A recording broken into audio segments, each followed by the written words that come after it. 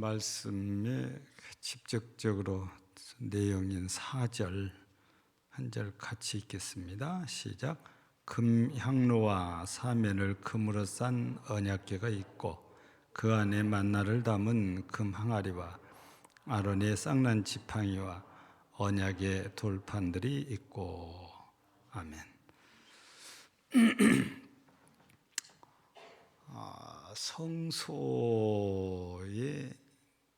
배치되어 있는 것들을 설명하는 중에 맨 안쪽 지성소에는 우리가 언약궤, 또 법궤, 또 증거궤 이렇게 궤라는 글자를 붙여서 부르고 있기도 하고, 또 그 궤 위에 뚜껑 있잖아요. 뚜껑을 생각하면서 이름이 또 달라지지요. 속죄소 혹은 시은좌 이렇게 또 이름이 달라지기도 하지요. 분명히 한 덩어리인데 위에 뚜껑만 보고 말할 때는 시은자나 속죄소라는 용어를 쓰고, 전체를 말할 때는 언약궤 혹은 법궤 혹은 증거궤 이렇게 부르고 있는데, 오늘 저녁에는 이 언약궤 안에 들어있는 물건들을 우리가 잠깐 살펴보려고 하는 것입니다. 하나님께서 이스라엘 백성들을 정말 사랑하시잖아요. 그래서 그들에게만 특별한 은혜를 주셨지요. 이 땅에 수도 없이 많은 사람 중에 아브라함을 택하셨고, 그 아브라함의 후손들을 하나님께서 선택해서 언약을 맺었지요. 그래서 이때부터 아브라함의 자손들은 하나님께로부터 선택받은 민족이라 해서 스스로도 선민이라는 의식을 갖고 살게 되지요. 그렇지만 초기에는 하나님의 은혜에 대해서 별로 생각하지를 않고 그냥 살았던 게 초기라고 보지요. 애굽에서의 생활도 크게 다르지 않지요. 거의 여호와 하나님을 잊어버리고 살았으니까. 그러다가 중한 노동에 시달리면서 이제 사람들 가운데 여호와를 찾는 사람들이 생겨나기 시작했고, 그때 하나님께서 모세를 광야에서 불러가지고 애굽으로 보내서 내 백성을 인도해라.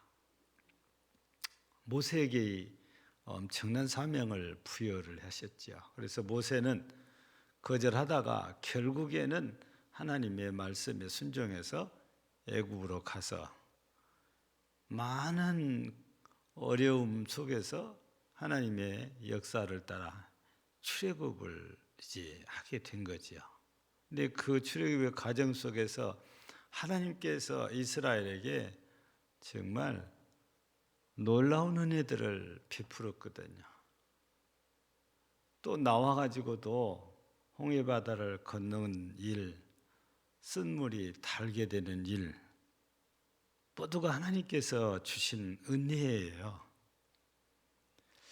그런데 하나님께서 이런 은혜를 주셔서 어디까지 데리고 갔냐면 1차로 시내산까지 데리고 가셨잖아요. 그래서 시내산 아래에 머무르게 하고 모세만 불러서 이 언약궤 안에 맨 먼저 넣게 되는 이 2개의 돌판에다가 계명을 적어서 주신 거잖아요. 근데 그때 산 아래에 있던 이스라엘 백성들이 하는 일이 뭐였습니까?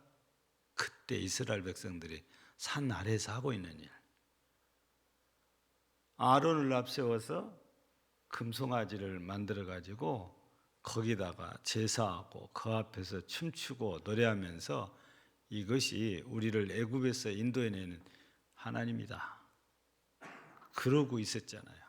하나님께서 이걸 보시고 급히 모세를 내려 보내셨고, 모세가 내려와서 이 광경을 보고 얼마나 화가 났던지 하나님 주신 돌판 2개를 던져서 이 금송아지를 깨뜨리고 돌판도 깨져버리잖아요. 그래서 이 금송아지를 갈아서 가루로 만들어 가지고 이건 신이 아니고 아무것도 아니다 라는 것을 증명하기 위해서 백성들로 하여금 그거를 물에다가 타서 마시게 하거든요. 여기서 하나님께서 이스라엘 백성들을 보시면서 아무것도 눈에 보이는 것이 없으니까 아무리 은혜를 베풀어도 금방 잊어버리는구나 해서 하나님께서 이스라엘 백성들에게 눈에 보이는 것 하나 주셨는데 그게 바로 법궤요 성막인 것입니다. 이 법궤 안에 돌판이 들어가게 되고 나중에는 만나도 들어가게 되고 아론의 쌍난 지팡이도 들어가게 되잖아요. 예. 그래서 이스라엘 백성들은 이때부터서 머무를 때에도 이 성막을 중심해서 사면에 3지파씩 딱 정확하게 배치가 돼서 진을 치고 머물렀다가 또 행진할 때에도 역시 마찬가지잖아요. 법궤를 가운데다 하고 이스라엘 백성들이 행진을 이렇게 계속한단 말이에요. 이거는 이스라엘 백성들이 우리식으로 표현할 때 하나님 중심이고 말씀 중심이고 성막 중심인, 우리로 말하면 교회 중심이잖아요. 이런 삶을 광야에서부터 살게 되거든요. 그래서 하나님께서 이스라엘 백성들에게 눈에 하나님이 함께 하신다는 증표로 법궤를 주시고 성막을 주시고 그것도 부족하니까 항상 낮에는 구름으로 밤에는 불기둥으로 그 법궤 위에 늘 함께 했어요. 그 이스라엘 백성들이 아무것도 보이는 게 없으니까 자꾸 보이는 걸 찾아요. 그래서 주신 게 이거다 그 말이에요. 그러나 우리가 이미 말씀을 들어서 주 부활주일 때 돼서 알고 있는 것처럼 우리 예수님께서는 이 보아야 만져야 확인해야 믿겠다고 하는 도마에게 주시는 말씀이 뭡니까? 첫째는 믿음 없는 자가 되지 말고 믿는 자가 되라 라는 메시지를 첫 번째 두시고, 두 번째는 보지 못하고 믿는 자가 더 복이 있다. 이 2가지 메시지를 도마에게 주거든요. 실제 도마가 부활하신 예수님을 만나지 못했을 때는 나는 내 눈으로 보고 내 손으로 만져보기 전에는 못 믿어. 그러지 않아요. 근데 하루는 도마도 함께 있을 때에 제자들이 다 모였을 때 예수님이 나타나셔서 도마야, 네가 와서 내 손도 보고 옆구리도 한번 만져봐라. 그러면서 믿음 없는 자가 되지 말고 믿는 자가 되라. 보지 못하고 믿는 자가 더 복이 있느니라. 이런 말씀을 이제 주셨던 거잖아요. 사람들은 내 눈으로 안 보면 안 믿으려는, 못 믿는 이런 것이 있나 봐요. 그래서 눈에 보여야 더 믿음이 간 것 같아요. 그래서 어느 나라, 어느 민족이든지 꼭 눈에 보이고 만져볼 수 있는 우상을 그래서 좋아한 거예요. 눈에가 보이니까. 근데 하나님께서는 초월적인 존재이면서 늘 말씀으로 역사하셔서 형체가 우리 육안으로 보이지가 않잖아요. 초자연적인 역사를 통해서 엄청난 은혜를 주셨는데도 이스라엘은 아차오면 하나님 없는 사람처럼 하잖아요. 그래서 하나님께서 어쩔 수 없이 이스라엘 백성들에게 볼 수 있도록 해주신 게 법궤이자 그리고 성막이자 구름이었다는 말씀입니다. 그래서 오늘 시간에는 다 우리가 살펴보기는 어렵잖아요. 그래서 법궤 안에, 이 언약궤 안에 있는 물건들이 오늘 4절에 소개되어 있잖아요. 그 안에 만나를 담은 금 항아리가 있고, 아론의 쌍난 지팡이가 있고, 언약의 돌판들이 있고, 이 세 가지가 있다고 소개를 합니다. 그런데 우리가 구약 성경을 읽다가 보면은 이 법궤 안에 있는 물건들에 대해서 얘기가 종종 소개되는데 어느 순간부터서 사라집니다. 뭐가 사라집니까? 만나도 사라지고, 아론의 쌍난 지팡이도 사라지고, 돌판만 남아요. 예. 지금은 이 법궤가 하도 말이 많으니까 뭘 믿어야 될지 모르지요. 어떤 분들은 법궤를 찾았다는 분도 있고, 어떤 분들은 법궤를 아직도 못 찾아서 이거 찾아 헤매는 사람들이 있다는 것입니다. 이거 법궤 찾으면 그냥 돈으로 환산했다고 해도 수천억 원 된다고 그래요. 금덩어리잖아요. 이 뚜껑이 즉 시은자 속죄서 이거는 순금 덩어리를 가지고 쳐서 만드는 순금 덩어리예요. 어떤 분은 4천억에 해당해야 된다고 계산을 한 분도 있을 정도예요. 근데 그거는 금의 가치를 가지고 하는 얘기고, 고고학적인 가치로 따지면 이거는 돈으로 환산하기가 어렵지요. 말로만 듣던 그 법궤, 하나님 여호와께서 이스라엘에게 주셨다는 이 법궤가 실제로 앞에 나오면 돈을 가지고 환산을 하기 어려울 정도로 가치가 있는 거거든요. 그래서 우리가 보면 별것도 아닌데 오래되고 그 가치가 인정받으면 가격이 우리 상상을 초월한 가격이 올라갔잖아요. 근데 이 언약궤는 이 지구상에 존재하는 그 어떤 것보다도 귀한 것이기 때문에 가치가 높다고 봐야 되지요. 아쉽게도 만나도 없어지고 지팡이도 없어지는 것은 있지만 그래도 돌판은 여전히 남아있었다고 그랬으니까 고고학적인 가치가 엄청난 겁니다. 그러면 우리가 먼저 이 언약궤 안에 들어있는 세 가지를 우리가 잠깐 나누어 보면, 맨 먼저 소개된 게 만나가 이렇게 소개되어 있잖아요.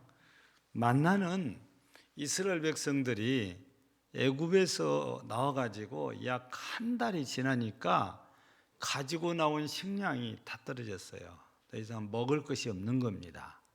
그래서 하나님께 구하기 시작한 거죠. 말이 구한 것이지 실제 원망과 불평을 하기 시작을 한 거죠. 그래서 모세가 하나님께 기도하게 되고 하나님께서 주신 것이 만나. 하나님의 만나를 주시는 방법은 매일매일 아침 일찍이 주셨어요.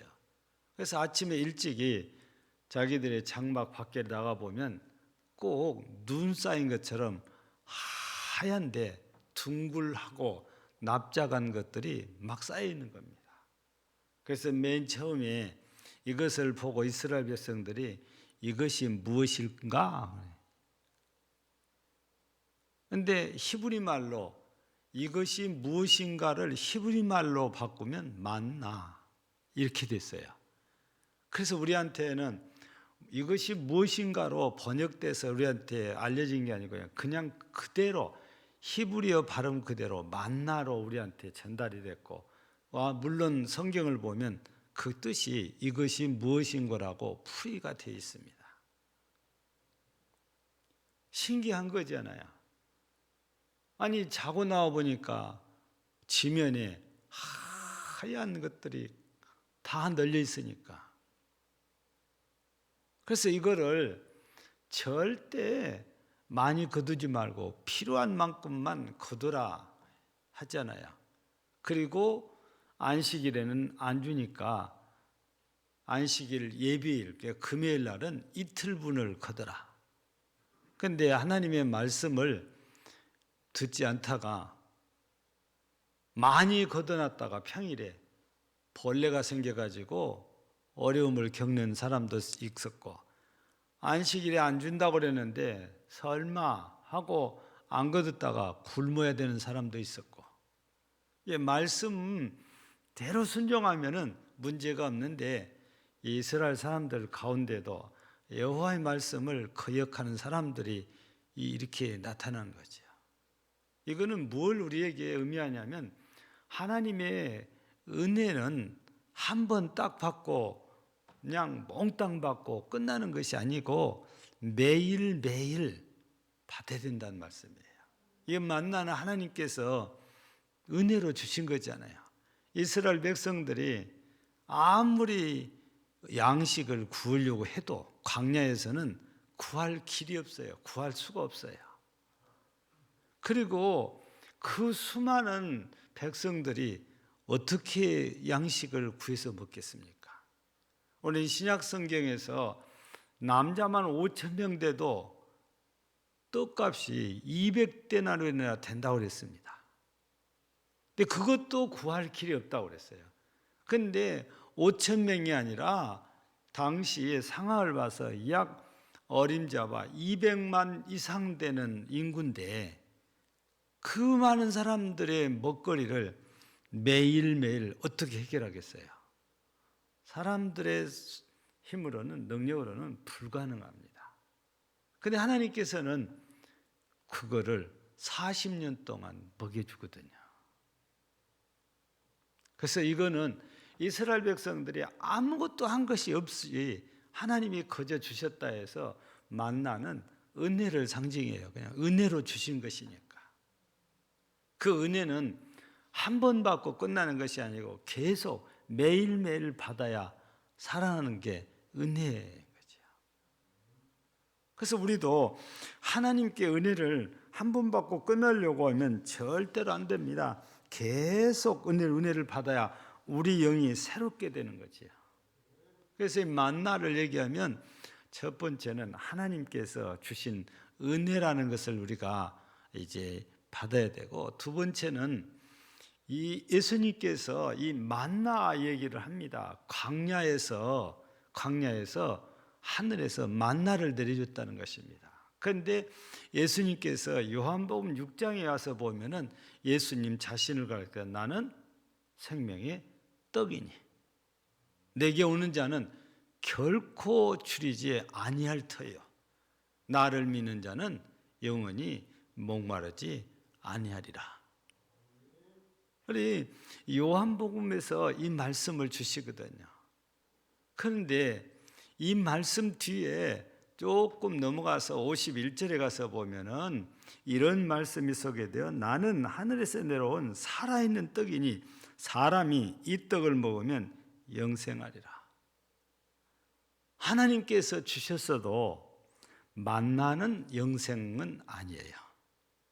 그냥 땅에서 사는 동안 필요한 일용할 양식이지 영생을 하게 해주진 않았잖아요. 그런데 예수님께서는 너희 조상들은 광야에서 하늘에 주셔준 만나를 먹었지만 나는 하늘에서 내온 생명의 떡이라 이 떡을 먹는 자는 영생하리라. 그러면서 그 뒤에 이 생명의 떡이 내 살이니라 이렇게 설명을 붙여놨어요. 우리가 성찬식을 하는데 떡은 예수님의 살을 상징하잖아요. 포도즙은 예수님의 피를 상징하고. 그래서 두 번째 이 만나를 통해서는 이 만나는 우리의 구주이신 예수님을 상징한다는 겁니다. 예수님께서 친히 나는 생명의 떡이라 하면서 내게 오는 자는 결코 줄이지 아니할 거다. 주님께서 직접 말씀하시고 이 생명의 떡을 먹는 영생하리라. 구약시대는 영생하고는 관계가 없지만 우리는 예수 그리스도를 이제 받음으로 영생을 얻게 됐으니 우리가 구약의 이스라엘 백성들보다도 훨씬 더 복받은 사람이지요. 이 만나는 은혜이기도 하지만 하나님께서 은혜로 보내신 예수 그리스도를 상징해서 누구든지 생명의 떡이신 예수를 믿는 자는 영생한다는 이 복을 우리에게 주신 거죠. 두 번째는 이 아론의 지팡이 얘기입니다.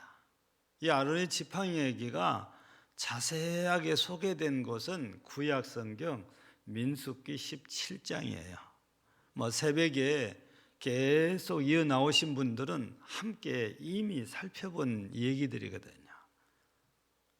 우리 그 내용을 잠깐 살펴보면 16장으로 좀 거슬러 올라가야 돼요. 왜냐하면 모세와 아론의 권위에 도전하는 무리들이 발생을 해요. 너희만 선지자냐? 그래서 이때에 1차로 있었던 것이 모세가 여호와 앞에 기도하고 나서 무슨 얘기를 하냐면 여호와의 편인 자는 다 내게로 오라고 그러잖아요. 근데 권위를 도전했던 약 250명은 안 와요. 가족들도 안 와요. 그래서 그때 시작한 게 전부 다 향을 향로를 가져오라고 그러잖아요. 아론도 제사장도 향로를 가지고 오잖아요. 근데 그 불이, 그 향로에서 나온 불이 그들을 다 삼킵니다. 왜냐? 여호와의 불이 아니니까. 그들은 오직 아론이 갖고 있는 향로에만 여호와의 불이에요. 이스라엘 백성들이 광야 사는 동안 여호와의 불, 하나님의 불이라고 말하는 것은 하나님이 지시하는 곳에서 취해야만 그걸 인정을 받는데, 하나님께서 지시하시는 곳 어디냐? 번제단에서 취한 불입니다. 다른 곳에서 가져온 불은 절대 하나님의 불로 인정을 안 하세요. 예. 인간적으로 생각할 때 더 고급스럽게, 더 편리하게 얼마든지 준비할 수는 있어요. 그렇지만 하나님이 말씀하신 대로 해야 인정받을 수 있는 거잖아요. 그래서 그들은 불에 삼킴바 되고 고라자손의 일당들은 생매장이 되어졌잖아요. 그래도 포기를 안 한 사람들이 나와요. 그래서 모세가 두 번째 하는 일이 뭐냐? 각 지파별로 대표를 뽑아서 지팡이를 준비해 가지고 그 지팡이에 각각 이름을 써라 하고, 레위 지파는 아론이라고 이름을 쓰게 합니다. 그리고 그 지팡이 12개를 어디다 갖다 놔요? 성막에다 갖다 놔요. 하룻밤을 지냅니다. 그런데 다음 날 보니까 다른 지팡이들은 그대로 있어요. 근데 말라 삐뚤어져 있었는데 아론의 지팡이에서만 싹이 나고 그것이 자라더니 꽃이 피고 금방 열매가 맺는데, 성경에 이 민수기서에 보면 살구라고 소개가 되어집니다. 우리나라 말로 번역할 때 살구로 번역을 했어요. 실제 살구인지는 우리가 잘 모르지요. 예. 그것이 여호와 하나님께서 세우시고 인정한 제사장은 아론이다. 그래서 아론을 제사장으로서 다시 한번 확신시켜주고 그 권위를 하나님이 지키시고 인정을 해주시는 거예요. 그 이후부터 아무도 도전을 못하게 하는 거잖아요. 그래서 17장 10절을 보면은 여호와 하나님께서 그 아론의 지팡이를 증거궤 앞으로 가지고 와서 보관을 하고 앞으로 반영하는 무리들의 징표로 삼아라 해서 이 지팡이가 언약궤 안에 들어가 있게 된 거예요. 그래서 아론의 지팡이는 반역하지 못하게 하는 징표로 그렇게 사용이 되어졌고, 또 다른 더 중요한 것은 이 지팡이가 말라 삐뚤어진 거잖아요. 다시 말하면 죽은 나무다 그 말입니다. 근데 이 죽은 나무에서 싹이 났어요. 꽃이 피어요. 열매가 맺어요. 신기하고 놀라운 일이 아닙니까? 그래서 이 지팡이도 예수님, 예수 그리스도를 상징한다고 설명을 하는 거예요. 예수님께서 십자가에서 죽으셨습니다. 그리고 부활하셨습니다. 그리고 승천하십니다. 죽은 나무에서 싹이 나고 꽃이 피고 열매가 맺듯이 예수님께서도 죽으셨다가 다시 살아나서 승천하신 거잖아요. 그래서 이 아론의 지팡이를 통해서 예수님의 죽음도 설명을 하고 예수님의 부활도 설명을 하는 거죠. 우리 기독교의 핵심 진리가 이 지팡이가 또 설명을 해주는 거잖아요. 그래서 법궤 안에 있는 이 지팡이는, 아론의 지팡이는 바로 가장 그냥 단순한 것은 아론이 제사장이라는 권위를 인정하고 세워주고 보호해주기도 하지만 더 중요한 것은 장차 있을 메시아가 이 땅에 와서 죽었다가 다시 살아나는 예수님의 십자가의 죽음과 부활을 알리는 것이 아론의 지팡이다. 이런 말씀이에요. 마지막으로 세 번째 돌판 있잖아요. 두 개가 있다 해서 돌판 들 이렇게 이제 표현을 하고 있는데 이 언약궤의 가장 핵심은 만나도 아니고 지팡이도 아니고 실은 돌판이거든요. 왜냐하면 우리 하나님의 존재에 대해서 우리들이 신약성경 요한복음 1장에서 보면 태초에 뭐가 계셨다고 그래요? 말씀이 계시니라. 근데 이 말씀이 곧 하나님이시니라 그래요. 요 두 개의 돌판은 하나님의 말씀을 의미하잖아요.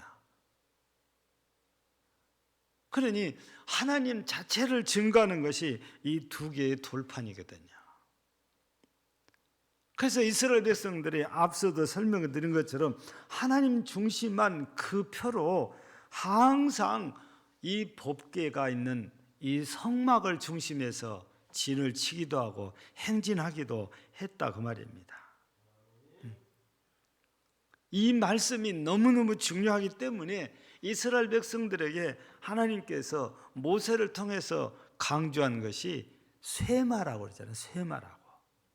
이거는 신명기 6장 4절 이하에 소개되는 말씀이거든요. 그래서 들으라, 쇠마란 뜻이 들으라 그러거든요.